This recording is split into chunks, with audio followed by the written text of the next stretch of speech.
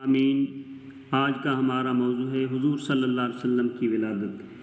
جب آقا اپنی والدہ کے بطن اطہر میں تھے، سیدہ کہتی ہیں میں نے ایک حسین خواب دیکھا۔ رویا صادقہ رات کو دیکھتی، صبح کو خواب سچا ہوتا۔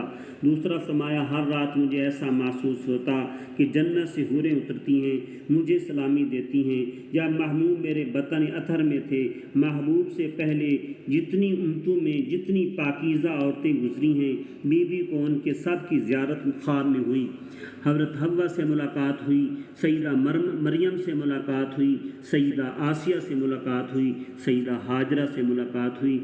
جتنی عظیم المرتبت خواتین گزری ہیں، ان سب کی زیارت جناب سیدہ آمنہ کو خواب میں ہوئی، رسول اللہ کے صدقے سے۔ پھر بی بی کہتی ہیں اس بچے کا اعزاز میں دیکھتی تھی تو میں اگر بکریاں چرانے کے لیے جاتی، بکریاں چرتی کیا تھیں وہ میرا چہرہ تکتی رہتی، شام کو پیٹ بھر کر واپس آ جاتی۔ میں کنویں سے پانی لینے جاتی تو پانی ابھر کر اوپر آ جاتا، پتھر پر قدم پڑتا پتھر موم ہو جاتا، کانٹے پر قدم پڑتا تو کانٹا پھول بن جاتا۔ اللہ نے محبوب کو جب دنیا میں بھیجنے کا فیصلہ کیا، جتنا وقت قریب آتا گیا، اماں آمنہ کہتی ہیں مجھے کبھی متلی نہیں ہوئی، قے نہیں آئی، میری طبیعت خراب نہیں ہوئی جیسے عام طور پر لوگوں کی ہوتی ہے۔ اس میں حکمت تھی۔ یہ جملہ لکھ لو، میرے محبوب اتنے نفیس اور عظیم ہیں۔ اماں کی ادب و احترام کا بھی کمال ہے کہ جو نبی ماں کے پیٹ میں ہیں، ماں کو کبھی متلی نہیں ہوئی، قے نہیں آئی۔ جس نبی نے اپنی اماں کو اتنی تکلیف نہیں دی، اس محمد کی امتیوں والدین کا احترام کیا کرو، ان کو تکلیف نہ دیا کرو۔ بی بی فرماتی ہیں جس وقت محبوب کی ولادت باسعادت ہوئی، مکہ المکرمہ میں پورا مکہ منور ہو گیا۔ کعبۃ اللہ کے پاس عبد المطلب کہتا ہے میں عبادت کر رہا تھا، اچانک بت آپس میں ٹکرائے، بت جھکے۔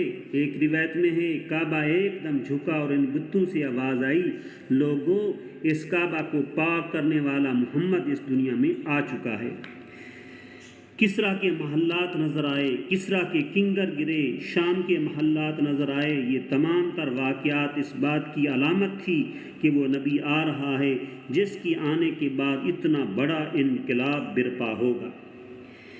حدیث میں آتا ہے رحمت کائنات کی ولادت باسعادت ہوئی۔ محدث بغدادی نے روایت کیا کہ جس وقت اللہ کے نبی کی پیدائش ہوئی، آمنہ کہتی ہیں ایک دم میری آنکھوں سے بچہ اوجھل ہوا۔ حیرت یہ تھی کہ کیا ہوگا۔ اچانک ایک غیب سے آواز آئی اس حسین کو لے جاؤ، مشرق سے مغرب تک، شمال سے جنوب تک، عرش بری تک پوری کائنات کی سیر کراؤ۔ اس میں آدم کی انابت، شیخ کی معرفت، دانیال کی محبت، سلیمان کی شوکت، نوح کی جرأت و تبلیغ، ابراہیم کا جوش و تحید، اسماعیل کی زبان دانی، اسحاق کی رضا جوئی، صالح کی خطابت، لوط کی حکمت، یعقوب کی گریہ زاری، یوسف کا حسن، موسیٰ کے کمالات، ایوب کا صبر، یونس کی اطاعت، یوشع کا جہاد، داؤد کا لحن، الیاس کی عظمت، یحییٰ کی عصمت، عیسیٰ کے معجزات، یعنی آدم سے عیسیٰ تک تمام نبیوں کے محاسن جمع کر کے محمد کے سینہ میں رکھ کر، اس لاڈلے حسین کا نام محمد رکھ کر اسے دنیا میں بھیج دیں۔ تھوڑی دیر کے بعد بچہ میرے ہاتھوں میں آتا ہے۔ بی بی کہتی ہیں میں حسن کو دیکھ کے حیرت میں ہوں، اتنا حسین، اتنا خوبصورت تھا۔ جناب عبد المطلب کو اطلاع دی گئی۔ عبد المطلب اٹھ کر آئے، آ کے بچے کا چہرہ دیکھا۔ ایمن کہتی ہیں میں اس وقت سیدہ آمنہ کے پاس تھی، میں نے خیال کیا اس بچہ کو نہلایا جائے۔ آواز آئی تم اس کو کیا نہلاؤ گی، پاک کرو گی؟ یہ تو قیامت تک کی انسانیت کو پاک کرنے کے لیے آیا ہے۔ یہ پیغمبر کی خصوصیت ہے کہ جب محبوب دنیا میں آئے کسی نائی کے پاس جانے کی ضرورت نہ ہوئی، اللہ کے محبوب کا ختنہ کیا ہوا تھا۔ اللہ کے نبی کی خصوصیات میں سے یہ خصوصیت تھی۔ بی بی کہتی ہیں جس وقت رسول اللہ کی ولادت باسعادت ہوئی، محبوب نے اپنا سر زمین پر رکھا، انداز یہ تھا جیسے کوئی سر سجدہ میں ڈال دیتا ہے۔ اس نومولود بچہ نے ماں کے پیٹ سے دنیا میں آتے اٹھاتے ہی سر سجدہ میں رکھ دیا۔ تاریخ میں ایسا انوکھا واقعہ نہیں دیکھا گیا۔ یہ منفرد قصہ ہے۔ بی بی کہتی ہیں میں ذرا غور کرتی ہوں کہ پیغمبر کی زبان سے جو کلمات ہیں جن کا مفہوم یہ نکلتا ہے اے اللہ ان پر عذاب نہ کرنا، ان کو ہدایت کا راستہ عطا فرمانا۔ جب یہاں آمنہ کے بطن اثر میں تھے اس وقت کیا گیا کہ آمنہ کے پاس یہ خوشبو کہاں سے آتی ہے؟ بیوہ عورت، بیوہ بہو، اور وہ بھی خوشبو لگائے، کہنے کی جرت تو نہ ہو سکی۔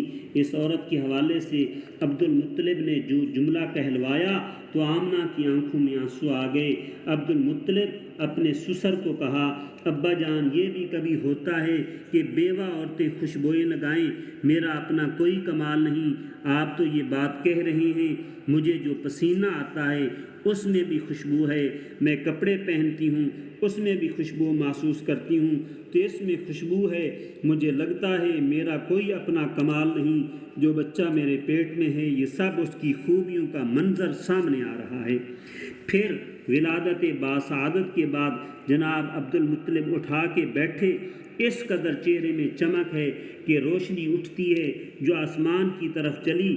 جناب آمنہ کہتی ہیں آج تک میں نے اتنا حسین بچہ نہیں دیکھا۔ جبرائیل امین اترے آ کر آواز دی عبد المطلب تو کیا دیکھے گا؟ آمنہ تو کیا دیکھے گی؟ ایمن تو کیا دیکھے گی؟ حلیمہ تو کیا دیکھے گی؟ میں آدم سے لے کر عیسیٰ تک 1,24,000 نبیوں کا دیدار کر چکا ہوں، ان کے پاس کتابیں لا چکا ہوں، ان کے پاس وحی اتار چکا ہوں، محمد جیسا حسین میں نے نہیں دیکھا۔ اس پر ایک عجیب جملہ ہے، غور سے سنو۔ اللہ کی طرف سے آواز آئی جبرائیل تم دیکھو گے کیا؟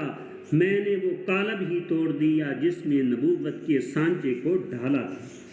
عرب کا رواج تھا عورتیں آتی باہر کی اور وہ بچوں کو اٹھا کر جنگلوں میں دیہاتوں میں لے جاتی۔ دیہاتی تربیت بچے میں جفاکشی پیدا کرتی ہے، حوصلہ پیدا کرتی ہے، بچہ ذہین ہوتا ہے۔ اس لیے عرب میں رواج تھا دائیاں بچوں کو پالتی تھیں۔ لیکن حلیمہ سعدیہ جس سواری پر سوار ہو کر آئیں وہ لاغر تھی۔ ایک روایت میں آتا ہے کہ وہ اونٹنی تھی لیکن اتنی کمزور اور دبلی سواری کہ جو چل نہیں سکتی تھی۔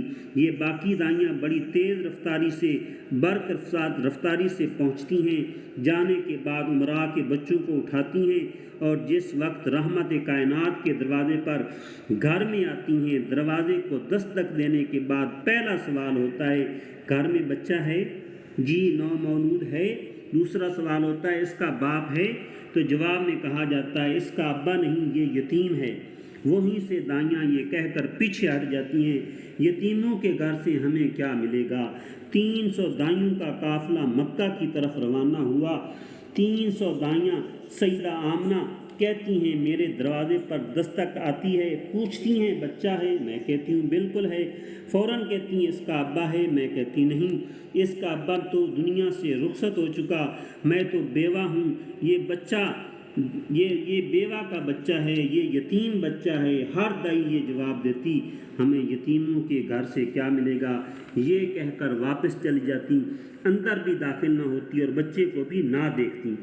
اور جب یہ بڑے سرمایہ دار جہانگیروں کے بچے لے کر جا رہی تھیں حلیمہ سے بڑے طنزیہ انداز میں کہنے لگیں ایک بچہ ہے جو ہم تیرے لیے چھوڑ کے آ رہی ہیں، جا اس کو اٹھا لے، شاید تیرا نصیب جاگ جائے۔